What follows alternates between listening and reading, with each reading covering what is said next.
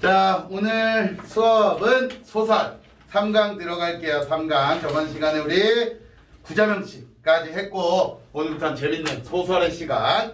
자, 영서야 정신 차리고 개념 3강. 됐다. 자, 꼭할. 자, 개념 3강. 오늘은 소설의 시간. 재미나죠? 오랜만에 돌아온 꼭줄의 시간입니다. 예? 근데 소설의 재미가 없어. 일단 겨울의 환이라는 작품인데 내가 여러분들께 이걸 설명하기 위해서 다 읽었거든. 보면 전체를 다 읽어봤는데 한비야. 네. 재미가 없어. 재미가. 다음 거예요. 그래도 해야지. 근데 재미는 없는데 시험 문제 낼 건 많겠더라고. 그래서 이 겨울의 환, 이 환자가 환생하다 할 때 그 환이거든. 그래서 즉 변하다라는 의미를 가진 환자래. 그래서 변하다, 그래서 환생하다, 다시 태어나다, 변해서 태어나다, 그런 환자의 의미인데 여기서는 뭐라고 설명하느냐? 이 환이라는 글자를 서클, 즉 원이라고 해석을 한대. 원. 그래서 이 여자가 설명을 해. 그래, 이 환이라는 거는 서클이라고 할 수 있다 하면서 이제 원의 개념을 얘기했는데 이게 핵심 개념이더라고. 이 작품의 핵심이 이 겨울의 서클, 즉 돌고 돈다 이거야. 돌고 돈다. 뭐가? 바로 여성의 삶이. 즉 외할머니, 어머니, 나로 연결되는 그 서클이야. 이 고리를 못 벗어난다 이거지. 외할머니의 고리, 엄마의 고리, 나의 고리. 그래서 이 전체 줄거리 잠깐 얘기를 하고 들어가면, 자, 지금 무슨 시간? 소설. 꼭줄. 꼭줄이 뭐예요? 꼭찬이 들려주는 줄거리. 자, 전체 줄거리를 쓰고 그 다음에 이 부분이 어느 부분인지 알면서 가자고 했죠. 자, 첫 번째 시작이 어떻게 들어갔냐? 나이가 들어가는 여인의 떨림을 써보라는 선생님 갑자기 그게 뭐죠? 즉 나라는 여자 주인공인데 이 그는 애인이야. 애인. 이 나의 애인이거든. 그러니까 여기 나오는 나가 40살인데 애인이 갑자기 얘기를 나누다가 글을 한번 써보는 게 어때?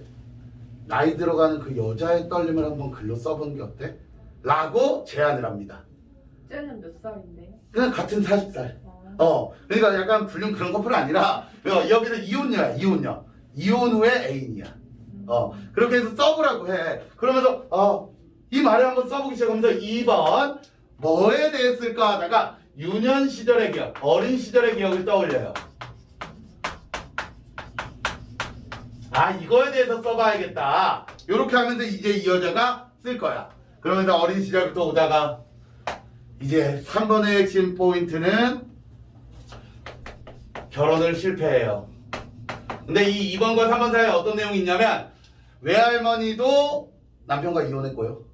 엄마도 이혼했어. 근데 난 그런 사람 살지 않겠다 했지만 나 또한 결혼을 실패해요.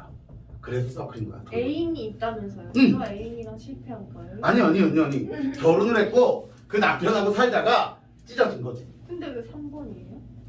그러니까 지금 순서가, 이 소설의 순서가 나이 들어간 연애 대답을 써보라는 그러면서 이제 과거 회상으로 들어간 거야.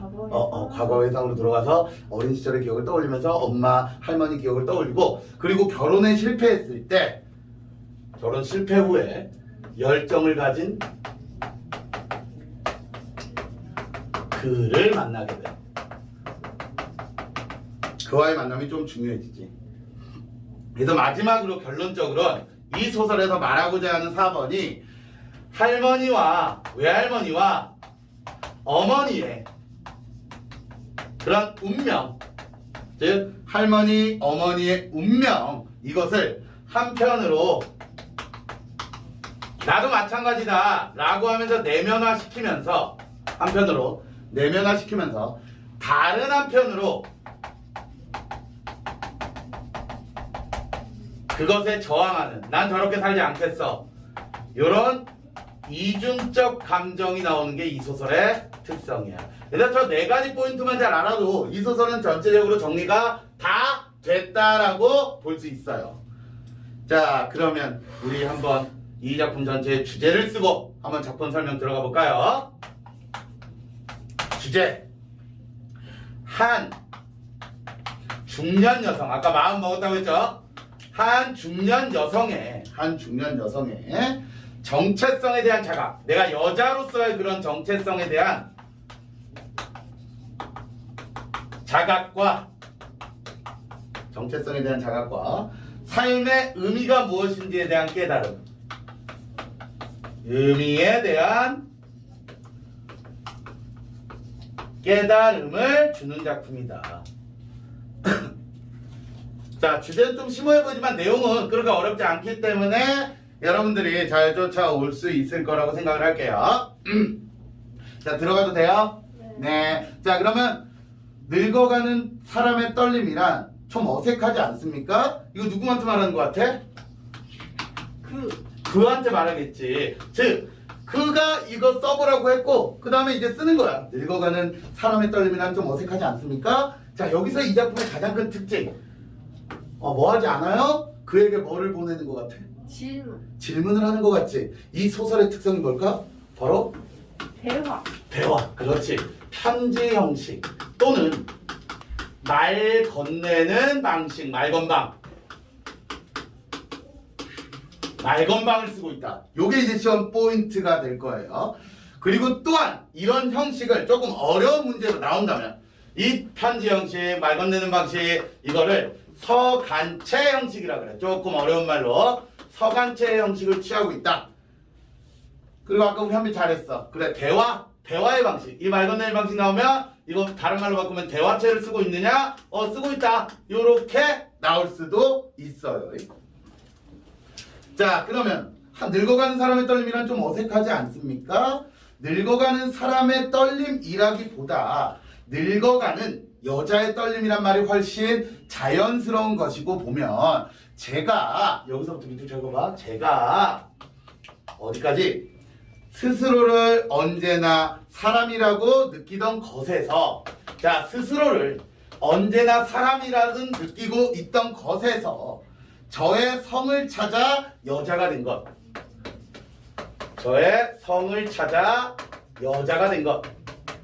그러니까 내가 여자가 될 수 있었던 건 누구 때문이다 라고 해석하면 돼? 나 때문이다? 그 때문이다. 난 그냥 사람이라고 생각하고 살았어. 근데 당신을 만나서 내가 여자라는 걸 알게 되었다. 이런 얘기야, 그냥. 그러면 요 내가 사람이라고 느끼던 것, 이게 바로 과거고, 과거 나의 인식 부분이고, 내가 인식하는 거, 그냥 난 사람이지 뭐. 하지만 이제 요 부분, 내 성을 찾았고 내가 여자가 됐다, 요 부분이 이제 현재가 됨으로써 나의 깨달음이 되겠지. 내가 여자라는 걸 지금 저는 깨달았습니다. 그 자각이 이제 기쁨으로 다가옵니다. 내가 여자라는 요거에 대한 자각이 이제 나에게 기쁨이다. 요렇게 될 수가 있겠지. 바로 여성의 정체성을 알게 되었다. 영서야, 무슨 말 하는지 알겠어? 모르겠지. 이게 니들이 이 말을 모를 건데 이게 한 40, 50 먹은 아주머니들은 이해할 만한 얘기지. 평생 설거지하고 밥하고 자식을 위해 살고 남편이라고는 맨날 술 처먹고 들어오고 이런서 나는 그냥 사람이야. 기계야. 일하는 기계. 근데 이제 그를 만나 내가 여자라는 걸 알게 되는 거야. 나 여자구나. 나 한때 꿈만한 소녀, 니들처럼 18, 19, 20, 21 이때처럼 난 여자구나. 그러니까 늙다 보면 자기가 여성이라는 걸 잃고 사는 거야. 잊어버리고. 졸려? 그 다음 작품 이상을 해야겠어. 빨리 하고. 이상건 재밌어.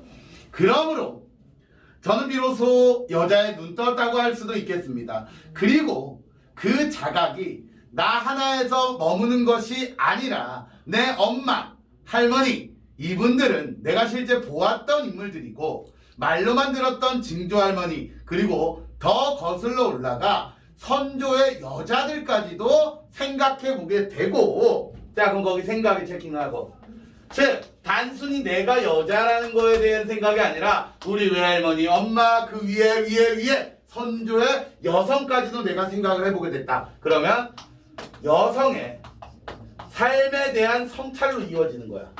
즉 여자가 무엇인가? 단순히 그냥 성적인 논리로 남자 여자가 아니라 그 선조의 선조부터 내려오던 그 여성이 무엇인가? 이걸 내가 생각해보게 됐다. 인맥을 통해 면면이 흐르는 여자로서의 숙명 같은 것도 감지하게 되었습니다. 요거 봐봐. 여기 시험 문제 만들어 볼게. 감지하게 되었습니다. 여기서 중요한 시험 문제는 요딴 내용은 나오면 풀 건데 요거 이제 이게 깨달음을 제시하는 건데 시험 문제 낼 때 이런 식으로 나올 수가 있어. 뭐 알게 되었다, 뭐 알 수 있었다, 요렇게 깨달음을 제시할 때 고백적 어조가 쓰였다라고 그래. 이 작품은 고백적 어조가 있느냐? 있다라고 봐두면 돼. 깨달음을 제시하는 건 고백적 어조가 쓰였다라고 볼 수 있다. 감지하게 되었습니다. 자궁을 가진 여자로서의 숙명감, 아버지가 아닌 어머니로서의 뭐라는 의미, 이게 중요해요. 어머니로서 뭐라는 의미. 뭐라는 거야. 미안해. 자, 뭐라는 의미, 뭐라는지 모르겠지만 결국 어머니로서 뭐라는 의미는 자식을 위한 희생이야. 이거 진짜 중요해. 자, 엄마는 자식을 위해 뭐 해야 돼? 희생을 해야 돼. 자식을 위해 사는 거야. 근데 이제 뒤에 내용 보면 얘 엄마가 엄청 웃겨요. 얘네 엄마가 엄청 웃긴 여자예요. 자, 얘가 이런 말을 하는 이유가 있다니까요. 결연히 인생과 마주한 여자로서 서야 하는, 또한 그 중에서도 동양의 여자, 소나무가 크고 있는 지역의 여자, 이런 의미들이 밀려 들어오는 것입니다. 그것은 복받을 만한 서구의 자연, 그리고 그들의 깨어있는 문화가 만들어 놓은 개인주의. 저는 한때 그 개인주의에 공감하고 그를 따르려 했습니다. 서구의 개인주의와 동양의 미덕과는 어쩔 수 없이 다를 수밖에 없다는 그런 깨달음 끊을게. 바로 서구는 개인주의야. 서구는 철저하게 개인주의죠. 엄마는 엄마고 나는 나야. 하지만 동양의 미덕은 누구를 위한 희생을 해야 된다는 거. 자식을 위한 희생을 한다는 거. 그래서 이 동양의 미덕에 쓴다면 결국 동양에서 미와 덕이라고 부르는 건 혼자 개인주의가 아니라 공동체적 문화 정서를 갖고 있기 때문이야.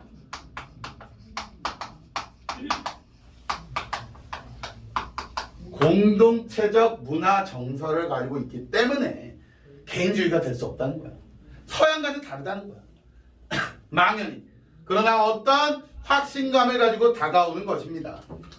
우리가 서양에서만 보던 서양의 잣나무와 솔바람을 품어안는 소나무와는 다를 수밖에 없다는 자가, 우리가 이 시간 그리고 동양권인 이 공간 속에 태어났다는 건 하나의 운명이기도 하지 않겠습니까? 않겠습니까?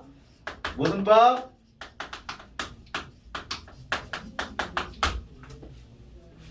무슨 법? 허리? 예스. 서리 또는 의문형 어미. 그래서 의문형 어미가 반복되고 있다는 거, 자꾸 말 건네는 방식을 쓰고 있다는 거 알아두시고요. 자, 한비야. 네. 여기까지 진짜 재미없지? 네. 맞아. 솔직해서 좋아요. 자, 여기까지 잠깐 끊을게. 여기까지가 재미없었던 게 왜? 화자의 내면을 담담히 서술하고 있다. 이렇게 써주시고요. 화자의 내면이니까 재미없는 거야. 화자의 내면이기 때문에. 이 여자의 생각을 생각 없이 그냥 짓거리니까. 근데 여기서부터는 우리 영선아비가 좋아할 스토리가 나올 거야. 이제 중략 부분에 스토리. 어떤 일이 있었는지. 자, 중략. 집에는 화투손님이 끊이지 않았습니다. 자, 그럼 아까 꼭줄 썼던 2번이 되지? 유년 시절의 기억으로 들어가는 거야. 그런 거 중략에 써볼까? 그럼 현재에서 어디로 간다고, 영서야? 그렇지. 그럼 여기서부터는 과거를 뭐 하는 장면? 회상하는 장면. 자, 집에는 화투 손님이 끊이지 않았습니다. 어린 시절 얘기하는 거야. 집에 맨날 화투 손님이 왔대. 인원은 대개 2사람이나 3사람, 섰다가 아닌 미나투로서 작은 푼돈이 왔다 갔다 하는 것으로 미루어 보아 판이 큰 건 아니었습니다. 어머니는 화투를 짝짝짝 다듬어 치다가 늦은 저녁 때가 되면 다락문을 열고 부엌에서 떨고 있는 동생간에게 소리치셨습니다. 다락문을 열어야만 부엌의 그 소리가 잘 들리기 때문입니다. 그럼 어린 시절의 내 기억 속의 어머니는 집에 손님 불러다가 뭐만 하는 사람? 화투, 도박만 하는 여자야. 근데 이 아까 전에 얘기했던 거 외할머니와 엄마의 관계를 좀 얘기해 준다면 외할머니가 남편이 있는데 남편이 첩을 끼고 돌아. 그러니까 맨날 나가서 딴 여자 만나고 돌아다녀. 첩이 그러니까, 있어요? 그러니까 이건 옛날 이야기잖아. 그러니까 말 그대로 맨날 첩만 데리고 놀다가 그럼 첩이랑 결혼하고. 근데 이제 그 옛날 남자들은 한량이라 그러지. 밖에서 딴 여자랑 놀다가 이제 밥 먹을 때 되면 집에 와서 야 마누라 밥 차려. 그리고 밥 좀 먹고 그다음 또 나가. 그럼 놀다 오는 거지. 그럼 또 이제 여기 집에 있던 우리 영서는 또 열심히 붕어빵 팔아가지고 다 이렇게 돈을 마련했는데 이놈의 종주이 새끼가 밖에서 딴 여자랑 놀다가 오늘 얼마 벌었어? 줘봐. 근데 그거는 몰라 씨. 하는 거야 또. 근데 옛날 여성상들이 그래. 그렇게 그냥 당해도 사는 거야 남편이라고. 근데 그런 모습을 우리 어머니는 뒷골 사납게 봤어. 그래서 외할머니한테 막대. 왜 그렇게 사냐고. 그러면서 불효를 저질러요. 외할머니 혼자 사기 내비두고 막 그냥 따로 나와서 살아. 엄마를 모시고 살아야 되는데. 나쁘지. 근데 그 엄마 입장에서도 외할머니가 답답한 거지. 왜 저렇게 순종적으로 사냐. 그래서 자기는 그렇게 안 살겠다고 해서 남편을 맞이합니다. 근데 이 남편이 또 첩하고 바람이 나. 진짜 개빡쳐. 그러니까 개판인 집안이야. 개판인 집안. 그래서 첩하고 바람이 나요. 그래서 이혼을 해요. 엄마도 떨어져 살아요. 그렇게 살다가 이제 외할머니 돌아가시고 이제 엄마는 애초에 자식 새끼들한테 관심도 없어요. 그러니까 그냥 사람 불러다 화투나 치고 그런 여자야 그냥. 그러고 놀고 저 밖에 있는 동생하고 나는 덜덜덜 떨고 있는데 왜 방이 따뜻하고 가난했거든. 그런데 지금 떨고 있는데 부엌문 열고 얘기하는 거야. 뭐라고? 가혜야 왜 아침에 먹던 된장찌개 있잖니? 여기서 아주 중요한 게 이 작품의 핵심 포인트가 이 된장찌개야. 그거 체킹해놔 네모. 이 된장찌개가 이 작품의 핵심 중에 핵심이야. 자 그리고 봐봐. 아침에 먹던 거야. 그거 있잖니? 거기다 된장을 한 숟갈 더 떠다가 덮을고 두부 한번 썰어놓고 마늘 다져놓고 보글보글 끓여라. 그리고 멸치도 좀 집어넣어라. 그래서 밥하고 상차려서 좀 가지고 들어와라. 김치는 새 거 썰어라. 이거 자식들 먹으라는 거야? 아니면 차려서 지금 밥상 차려 오라는 거야? 밥상 차려 오라는 거야. 자 그러면 여기 A 부분 봐봐. 이 엄마 싸가지 없지? 네. 그치? 싸가지가 없는데 이거 직접적으로 보여주는 거야? 아니면 간접적으로 보여주는 거야? 직접적. 아니지. 간접적. 간접 제시야 이게. 왜냐면 직접은 엄마가 싸가지 없다 이렇게 대놓고 나와야 돼. 근데 이거는 지금 엄마 행동을 통해 간접 제시라 그래. A 부분을. 그리고 이 방식을 보여주기 방식이라 그래. 간접 제시면서 보여주기. 그리고 또는 묘사의 기법이 쓰였다 해. 그래서 시험 문제 내면 저 간접이냐 직접이냐 요걸 알아야 된다는 거지. 자, 그 다음 다시 A가 지나고 이제 된장찌개 갖고 오라고 했어. 부뚜막에서 졸듯이 쪼그리고 앉아 연탄 냄새를 맡고 있던 동생아 나는 비로소 부스스 몸을 일으켜 어머니가 지시한 대로 막 숟가락과 양재기를 하나 가지고 된장을 풀어 어두워진 장독대로 더듬어 갑니다. 그때 우리가 느낀 건 손님 앞에서 큰 소리로 부엌에다 대고 소리치는 교사까지 지낸 어머니의 그 교양에 대한 반감이었을까요? 한마디로 엄마 교양 있다 교양 없다? 없다. 교양 없어. 더구나 신비감도 없이 아침에 먹던 된장찌개에다가 라고 서슴없이 말하는 것은 정말 싫은 기분이었습니다. 그리고 무엇보다 불된 방이라고는 화투 치는 방뿐인데 아이들이 있을 곳이 없는 데 대한 배려는 어떻게 되는 것일까요? 그런 감정들이 뒤엉켜 있었을 것입니다. 옆에 써놓으면 말 그대로 그럼 난 된장찌개에 대한 기억이 좋아 안 좋아? 안 좋아. 왜 자꾸 저렇게 시켜먹냐? 자 그럼 아까 얘기했지? 외할머니는 누구만을 위해 사셨다? 아빠. 남편 그리고 자식만을 위해 사신 분이야. 근데 이 아줌마 지금 자식을 위해 살아 안 살아? 안 살아요. 이게 핵심이야. 즉 전통적인 우리나라 전통적인 어머니 삶과는 다른 이게 핵심. 전통적 그런 엄마의 모습과는 그런 삶과는 다른 삶을 산 어머니야.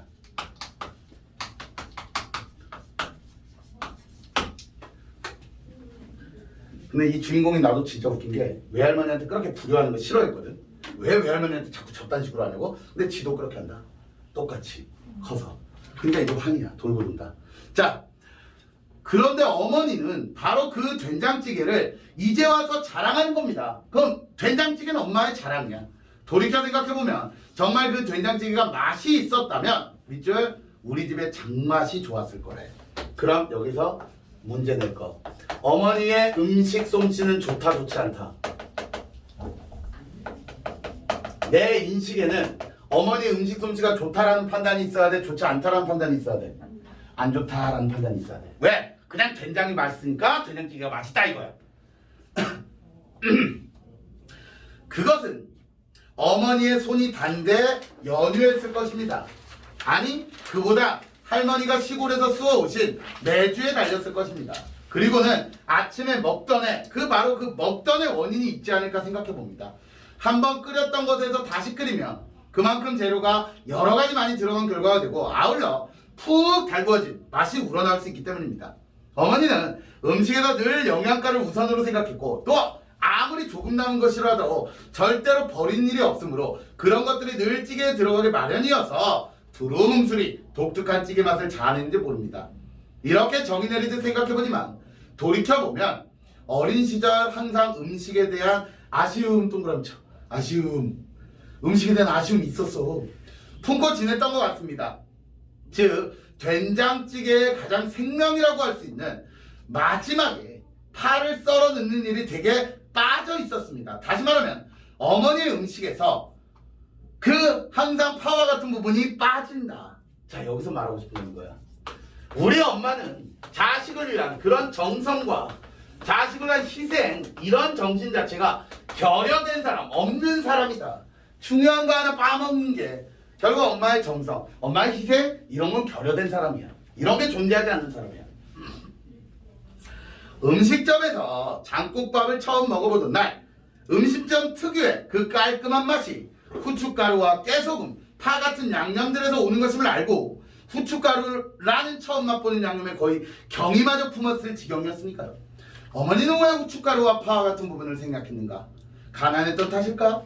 그 당시는 전우로서 모두들 대강 그냥 끓여 먹고 살던 시절이었다고 생각해보려 해도 그 후 이웃집이나 친구들 집이 그런 것들을 점점 갖춘 생활로 변해가며 비해 우리 집은 항상 그대로였어요. 오히려 점점 더 빛을 잃은 뭉뚱그려진 음식이었습니다. 어머니의 자랑을 자 그렇다면 한비야 여기서 어머니의 자랑은 뭐? 된장찌개. 오케이 된장찌개. 제가 시큰둥하게 넘기게 된 건 바로 그런 까닭이다. 뿐더러 어머니 음식이 서로 맛이 있었다 하더라도 그것이 늘 우리에게 먹게끔 해주었던 아주 중요한 말 따뜻한 밥상은 아니었다. 즉 어머니의 음식은 따뜻한 밥상이 아니었다. 이 따뜻한 밥상이란 말이 정말 중요한 말이야. 엄마가 해주는 따뜻한 밥 이게 아니었대요. 나는 누구나 늘 따뜻한 손길 같은 걸 그리워하고 있듯이 누구나 다 바로 그 따뜻한 밥상을 그리워하고 있을 것입니다. 이제 마지막이야. 하루 종일 여기서 조금 마지막을 정리만 잘하면 되죠. 여기까지는 우리 엄마가 까는 내용이니까 다 이해를 했고요. 이제 마지막 부분만 조금 집중해서 정리를 잘 해주시면 여러분들이 이 작품 문제 나오는 거 다 맞출 거야. 핵심이 이제 마지막이야. 자 그럼 이제 핵심 들어가면서 거기 하루 종일 아예 박스를 치워갈게. 좀 길어. 그러니까 이 부분 독해를 잘하라 이거야. 자 하루 종일 그림자처럼 조용히 일만 하고 있는 여인, 조용히 묵묵히 끝도 없이 일을 하고 있는 여인, 아플 때 와서 손 얹어주고 물 떠다주고 그리고 매일매일 밀물처럼 닥쳐오는 새끼의 밥을 따뜻히 먹게끔 차려주는 여인이 비춰옵니다. 대부분의 여성의 모습이 그랬을 겁니다. 까지. 그럼 이거는 내가 생각하는 어떤 여인?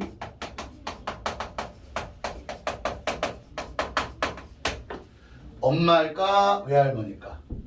외할머니. 그렇다면 내가 생각하는 전통적 여인의 모습이야.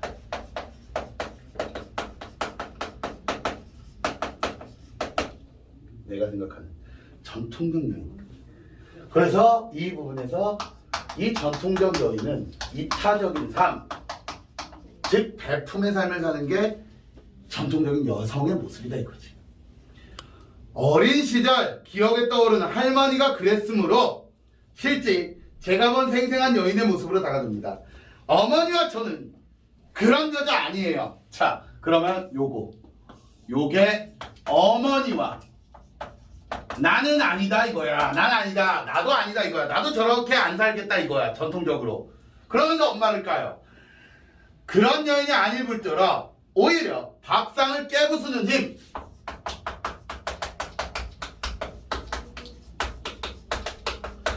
이게 만약에 진짜 편지라면은 그에게 경고하는 메시지 아닐까?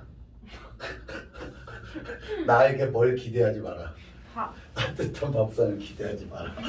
편지 소설 한번 써보라고 했더니 나에게 그딴 거 기대하면 나는 밥상을 깨부수는 힘을 가진 여자다.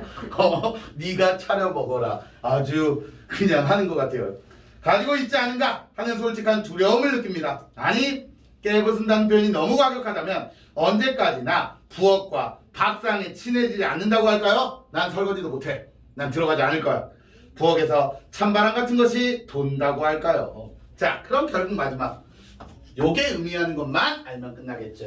즉 전통적, 희생적 삶을 수용한다라고 해야 돼? 삶을 거부하겠다라고 해야 돼? 거부하겠다라고 해줘야 돼. 그리고 아까 A가 간접 제시 보여주기 묘사라면 지금 이 B 부분은 나 싫어. 그런 얘기 아니야. 두려움을 느껴요. 나 찬바람이 돌아요. 무슨 제시? 직접 제시. 그럼 영서야, 아까 저 간접 제시가 보여주기라고 했어 내가. 그럼 이거 뭐가 돼야 돼? 간접 제시가 보여주는 거야. 장면을 보여주는 거. 근데 이거는 말하기 기법이 돼. 말하기 기법. 그리고 저 부분이 묘사라고 친다면 이 부분은 서술이라고 치면 돼. 있죠? 자, 그래서 별의 환 끝. 정말 재미없었죠? 이상